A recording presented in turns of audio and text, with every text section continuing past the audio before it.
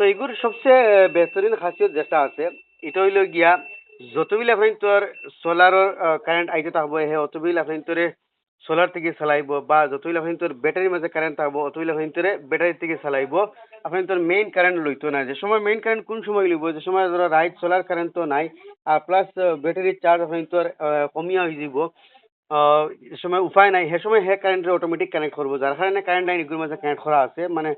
দরকার পড়লে হেতার লইব আপনাদের দিবার দরকারও নাই তো সবচেয়ে বেস্ট খাসিয়ত ওখানে এমপিপিটি সোলার চার্জ কন্ট্রোলার আর দুসরা হইল গিয়া আপনার তো যেমন কি আমি 48 ভোল্টের প্যানেল দিয়ে এটার মাঝে কানেক্ট করছি এখন 48 ভোল্টের থেকে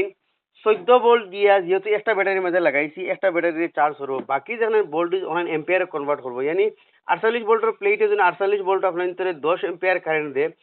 তে হে কিতা করবো 14 ভোল্ট দি কারেন্ট চার্জ দিব আর বাকি যেখানে ভোল্টেজ ওখানে এম্পিয়ারে কনভার্ট করিয়া 16 17 18 20 এম্পিয়ার পর্যন্ত এগিয়ে নিয়ে বানাইবো এমপিপিডির সবচেয়ে বেহতরিন খাসিয়ত হইল গিয়া ওখান আর দুসরা হইল গিয়া উপরে দি